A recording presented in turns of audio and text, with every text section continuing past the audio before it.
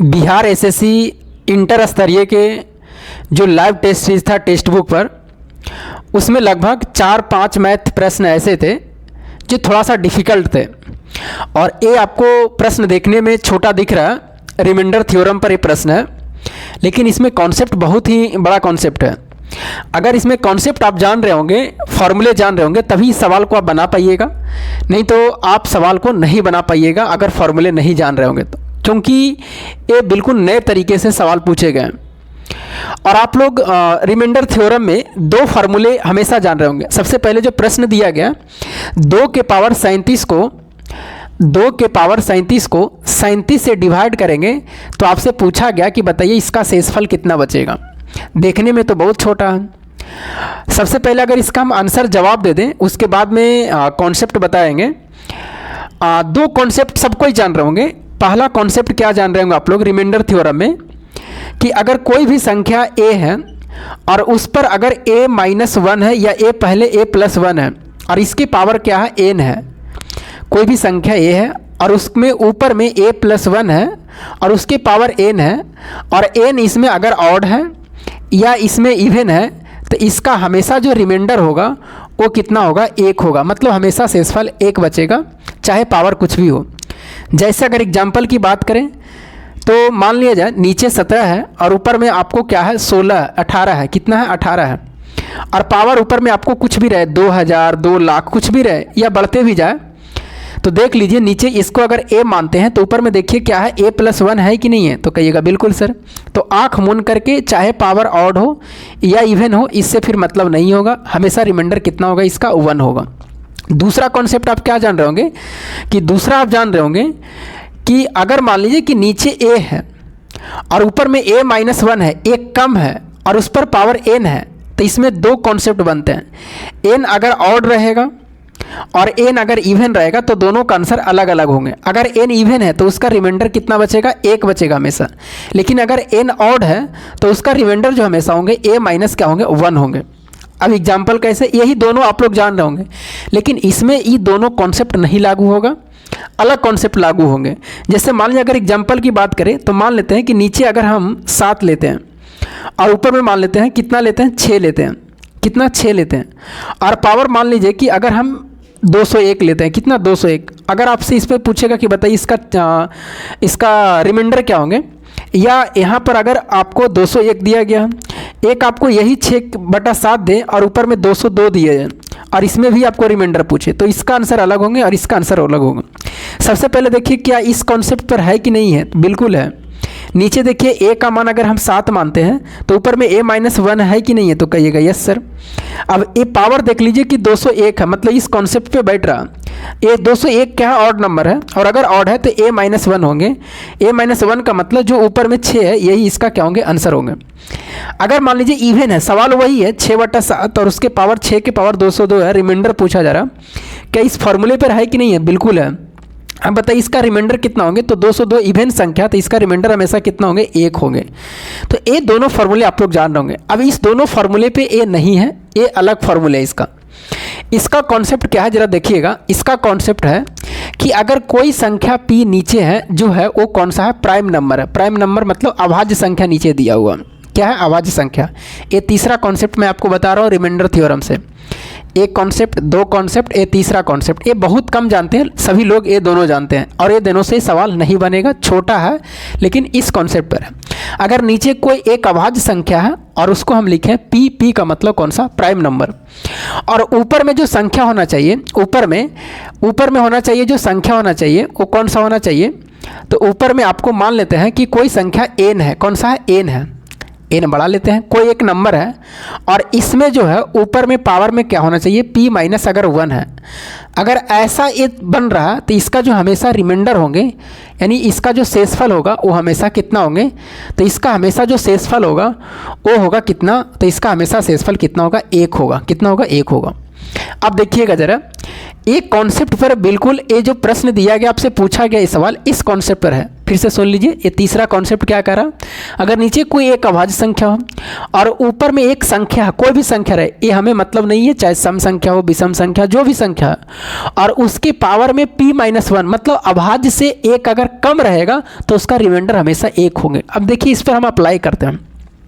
यहाँ देखते हैं कि नीचे बताइए कि 37 जो है ये प्राइम नंबर है कि नहीं है, तो कहिएगा ये बिल्कुल प्राइम नंबर है।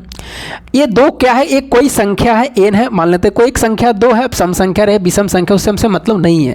लेकिन अगर हम पावर की बात करें, ऊपर में जो पावर 37 दिया हुआ है इससे एक कम होना चाहिए, तब नहीं फॉर्मूला बैठेगा। तो इसका मतलब है कि पावर में हमें एक कम करने का मतलब ऊपर में 36 होना चाहिए, सवाल में ये रहना चाहिए, लेकिन सवाल में 37 दिया है, एक ज़्यादा दिया, तो हम क्या करेंगे, 2 के पावर अगर हम 1 कर देंगे तो देखिए गुना करेंगे तो जुड़ जाएगा कि नहीं जुड़ जाएगा, फिर तो 2 के पावर 37 हो जाएगा ना, तो कहिएगा बिल्कुल सर। अब देखिए कि इसका आप जानते हैं कि रिमाइंडर कितना होता है, 1 होता है, यही ना भी बताएं कि इसका रिमाइंडर कितना होगा, 1।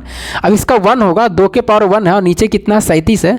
अब बताइए भागा दीजिएगा तो ऊपर में 2 बचेगा और नीचे कितना 37, और ये छोटी संख्या हो गई, यही आपका क्या हो गया रिमाइंडर, यानी इस सवाल का आंसर कितना होंगे, 2 होंगे। तो अभी आपको मैंने कितने कॉन्सेप्ट बताया, एक कॉन्सेप्ट सबको ही जानते हैं, एक कॉन्सेप्ट सबको ही जानते हैं, एक कॉन्सेप्ट बहुत कम लोग जानते हैं। अगर नीचे कोई p एक अभाज्य संख्या हो और ऊपर में कोई एक संख्या है, लेकिन इसके पावर में अगर p-1 हो, अभाज्य से एक कम हो, तो उसका रिमाइंडर हमेशा कितना होगा, 1 होगा, ये ध्यान रखिएगा। अब ये दोनों में भी सवाल अलग अलग ढंग करके पूछे जाते हैं। डायरेक्ट इस सवाल मतलब ये फॉर्मूले पे नहीं देगा, जैसे ये फॉर्मूले था, क्या इस पर डायरेक्ट है, नहीं है। अगर इसमें 36 रहता तो डायरेक्ट इस पे रहता, 37 दिया हुआ तो हमें थोड़ा सा दिमाग लगाना पड़ेगा। तो ये सब फॉर्मूले से भी सवाल जो पूछते हैं, थोड़ा सा दिमाग लगाइएगा, तब जाकर के आपसे बनेगा।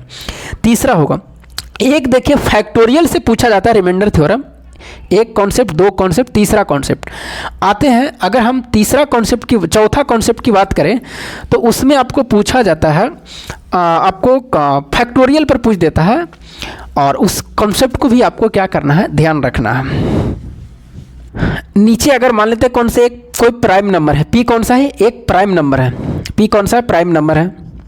प्राइम नंबर के मतलब कौन सा, अभाज्य संख्या, कौन सा, अभाज्य संख्या। और ऊपर में अगर मान लीजिए कि p-1 है, यही अभाज्य संख्या वाले, और यहाँ पर क्या है, फैक्टोरियल दिया हुआ, तो इसका जो हमेशा रिमाइंडर होंगे वो क्या होंगे, माइनस होंगे। इस चीज़ को ध्यान रखिएगा। जैसे फिर से सुन लीजिए, ये आपको कौन सा है, चौथा कॉन्सेप्ट है। अगर नीचे कोई एक संख्या जो है अभाज्य संख्या है, लेकिन ऊपर में जो दिया हुआ है वो p- क्या है, 1 है, p- क्या है, 1 है, p-1 है, और यहाँ पर फैक्टोरियल लगा हुआ। तो अगर ऐसा आपको कॉन्सेप्ट कहीं दिखाई दे, ऐसा फॉर्म में दिखाई दे, इस फॉर्म में रहे, तो हमेशा रिमाइंडर कितना होगा, -1। जैसे मान लेते हैं कि नीचे हम कितना लिखें, नीचे हम लिखे हैं, मान लीजिए कि 17 लिखे हैं, कितना लिखे हैं, 17 अभाज्य संख्या है। ऊपर में क्या किए हैं, हाँ कि हम 16 लिखे हैं और इसमें हमको फैक्टोरियल लगा दिए हैं। यह सवाल को ऐसे भी ला सकता है, फैक्टोरियल कितना, 16 और नीचे आपको 17। बताइए इसका आपसे शेषफल पूछेगा कि बताइए शेषफल क्या होंगे। अब जो इस कॉन्सेप्ट को नहीं जान रहा होगा तो क्या इससे बनेगा, नहीं बनेगा। अब देखिए डायरेक्ट इस कॉन्सेप्ट पर है, नीचे अभाज्य संख्या है और ऊपर में अभाज्य संख्या से एक कम करके फैक्टोरियल है, बिल्कुल है, तो इसका रिमाइंडर हमेशा कितना होंगे, -1 होंगे। और आप जानते हैं कि रिमाइंडर हमेशा माइनस में कभी भी नहीं होता है, तो जब माइनस में बचेगा तो अगर आपसे रिमाइंडर पूछेगा कि बताइए इसका शेषफल क्या है, ऑप्शन में तो माइनस में नहीं रहेंगे। क्यों, क्योंकि शेषफल कभी भी माइनस में नहीं होता है। ये भी चीज़ को ध्यान रखिएगा, कभी कभी लैंग्वेज में पूछ देता है कि क्या शेषफल माइनस में हो सकते हैं, तो नहीं होंगे। ये हम लोग क्या है कि इसको हम लोग मान लेते हैं कि -1 आया है, तो लेकिन -1 आंसर नहीं होंगे।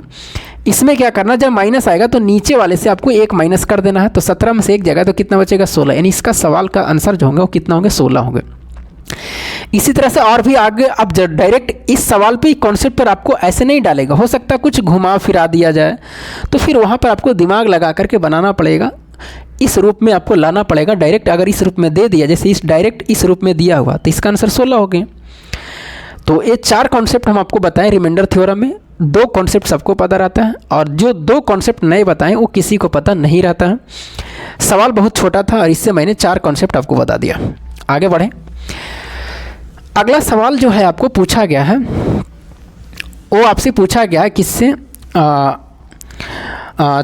आपसे अंकित मूल पर का सवाल दिया गया है और वो आपको डिस्काउंट का सवाल है, वो भी अच्छे था और ये सवाल भी बहुत लोग कम बनाए होंगे। कह रहा है कि एक हेडफोन का अंकित मूल्य ₹2187 एक हेडफोन है, उसका अंकित मूल्य कितना है? 2100 कितना है? ₹87। चलिए बिल्कुल सही है।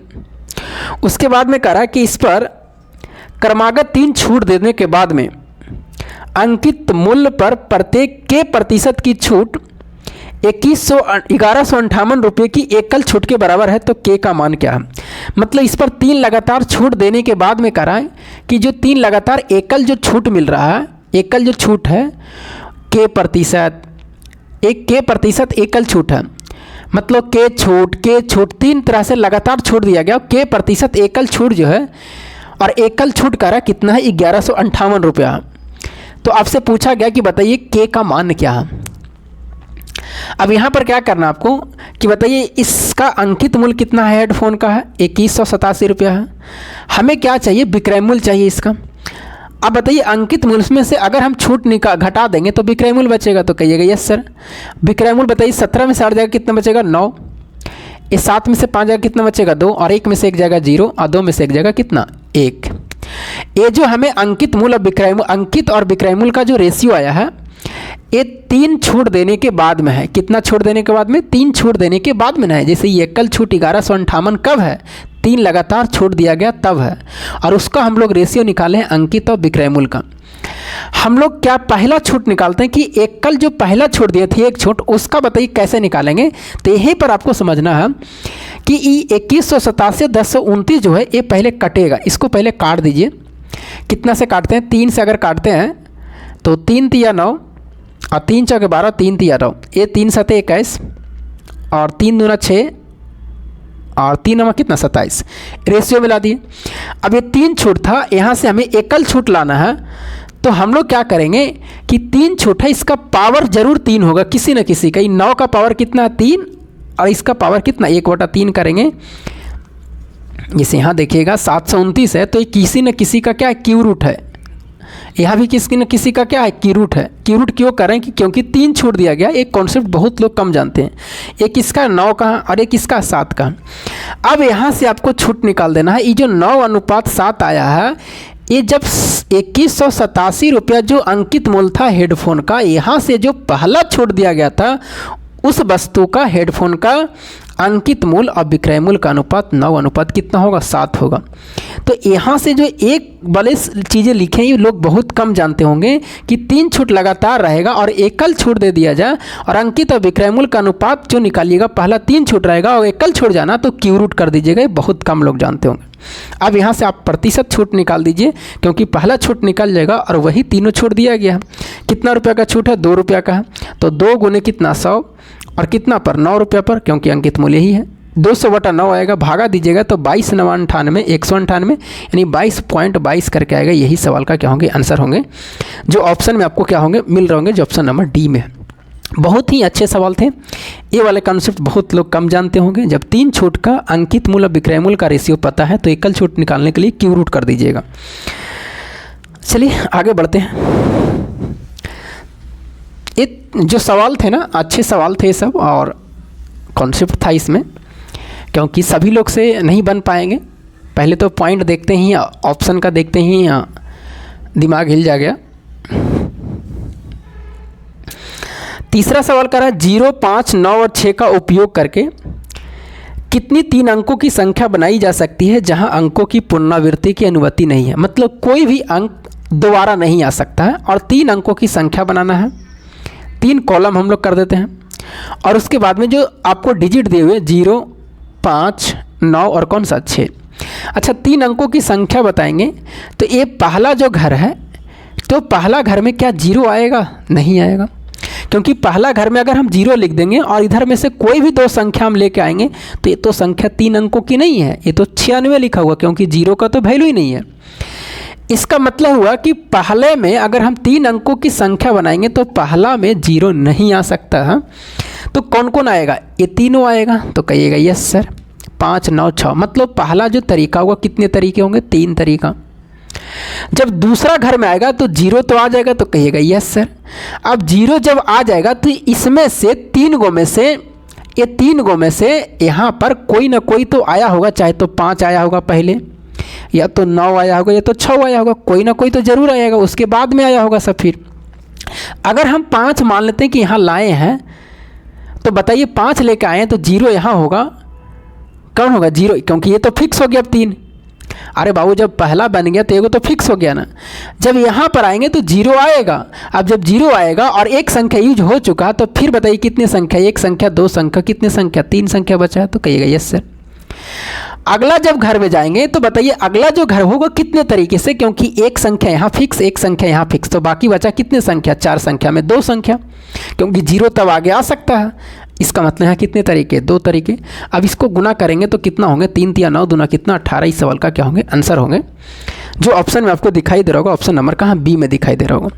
फिर से सुनिए, 4 अंक है 0 5 9 6। इसको दोबारा बार पुनरावृत्ति नहीं करना है, 3 अंकों की संख्या बनाना है। तो पहला जो कॉलम में 0 नहीं आएगा क्योंकि वो 3 अंकों की संख्या कहलाएगा नहीं। तो कौन कौन आएगा, 5 9 6 में से 3 तरीके से हो गए।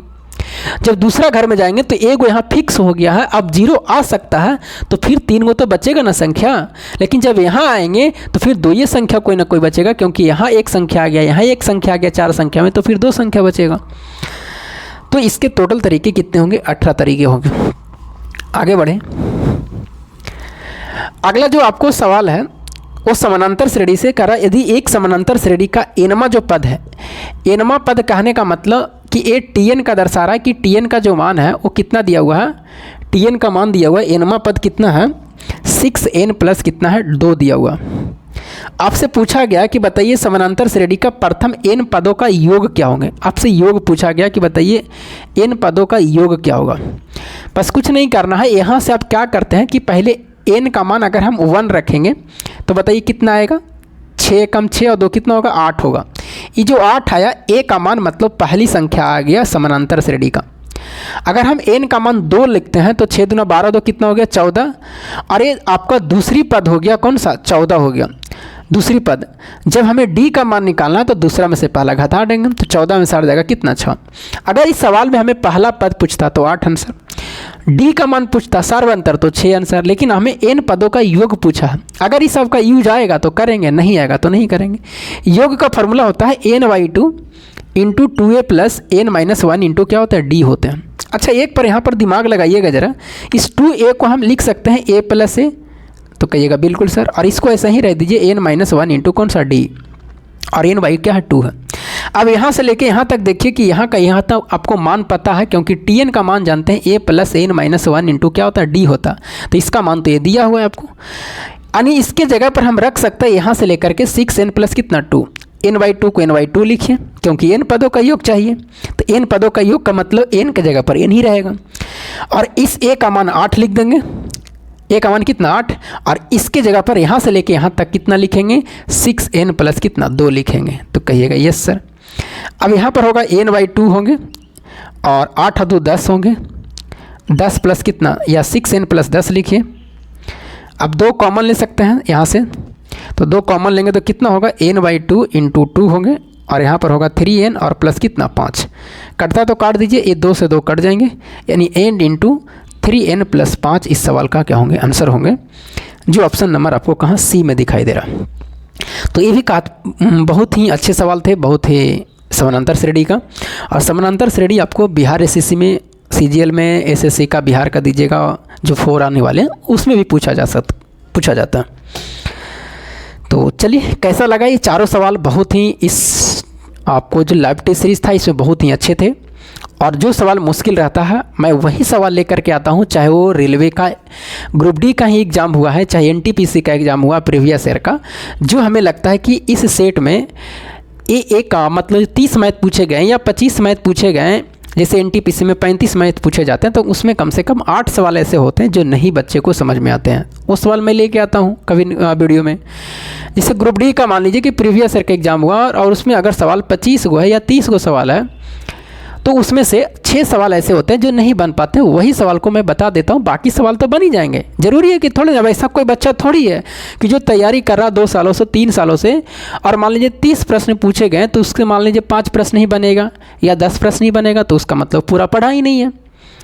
तो मैं वैसे सवालों को लेकर के आता हूँ जो एक शिफ्ट में एग्ज़ाम हुए हैं और उनमें कम से कम 6-7 सवाल ऐसे होते हैं जो नहीं बन पाते। वही सवाल को मैं बताता हूँ, बाकी बन जाएंगे तो बना ही लेंगे सारे बच्चे। तो मिलेंगे आपको अगले वीडियो में, तब तक के लिए जय हिंद।